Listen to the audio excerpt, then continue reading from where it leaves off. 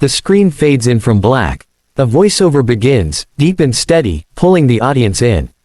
The airport was alive with noise, rolling luggage wheels, boarding announcements over the speakers, and the hum of countless conversations blending into one restless rhythm.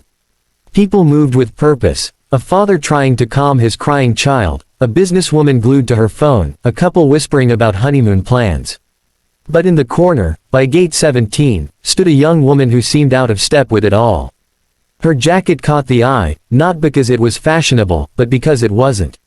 It was old, faded olive green, the kind of military jacket that had seen not just years, but history.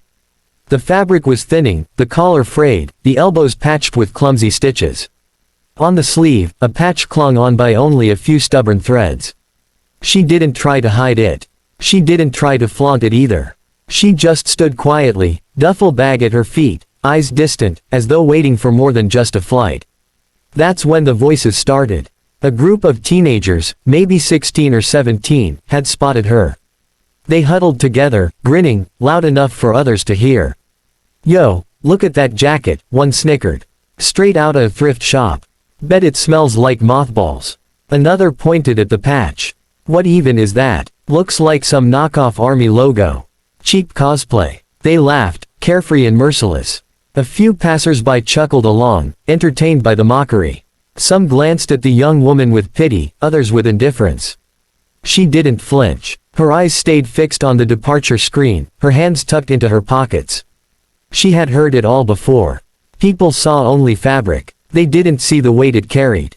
The laughter grew bolder. One of the teenagers stepped closer, circling her like a predator testing prey. "Come on, where'd you get it? Goodwill. Or maybe your grandpa left it when he died." The group erupted in laughter again. But then, silence. Not from her. From the world around them. Because at that exact moment, a man walked into the terminal. His boots struck the tiled floor with purpose. His uniform was crisp, decorated with rows of ribbons and medals that gleamed under the fluorescent lights. On his shoulders sat the stars of a general. His presence commanded respect. Conversations faltered. Heads turned. People instinctively made space, as though gravity itself shifted around him. And then his eyes locked on her.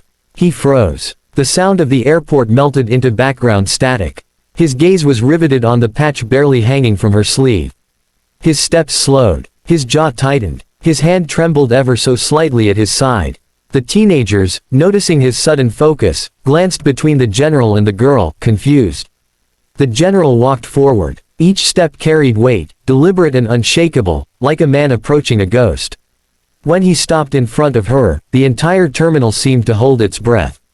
He pointed to the patch. His voice cracked, rough with disbelief. "Where did you get that jacket?" The girl turned her head, finally meeting his eyes. For a moment, neither spoke. The crowd around them leaned in, waiting. Her lips parted. Her voice was soft but steady. "It was my mother's." The general's chest rose sharply.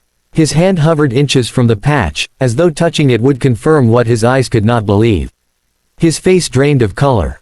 That insignia, his words were a whisper, but they cut through the silence. "I thought I'd never see it again." The teenagers shifted nervously. The mockery drained from their faces. The girl lowered her eyes to the patch, tracing the edges with her fingertip. "She wore it on her last mission. They told me it was lost with her." The general's knees nearly buckled. His voice shook. "Your mother, who was she?" The girl lifted her chin. For the first time, her voice carried not just steadiness, but pride. "Captain Arya Kane." Gasps rippled through the onlookers.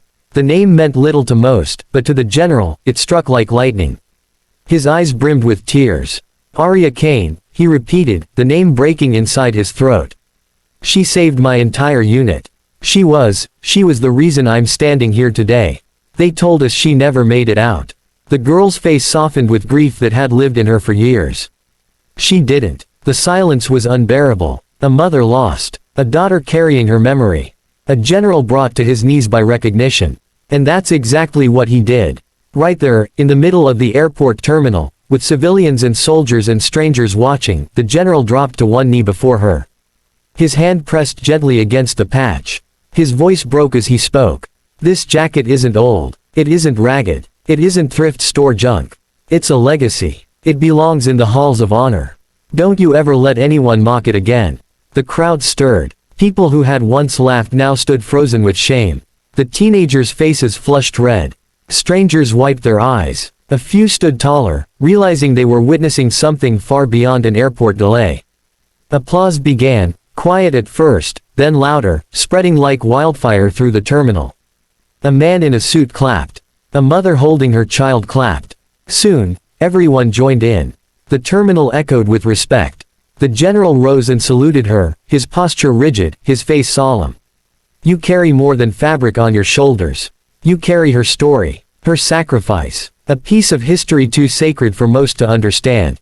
Tears welled in her eyes, but she didn't let them fall. Instead, she straightened her back, holding the weight of her mother's memory with quiet strength.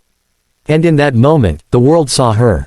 Not as a girl in a ragged jacket, but as the living echo of a soldier whose name deserved to be remembered. As the applause continued, she whispered words her mother once told her before her final mission, words she now carried like armor. Courage isn't loud, it's quiet, it's steady, and it never dies. The screen fades to black, and the voiceover returns, heavy with emotion. If this story touched you, don't just scroll away. Like, comment, and subscribe. Because some legacies deserve to be remembered, and some sacrifices must never be forgotten.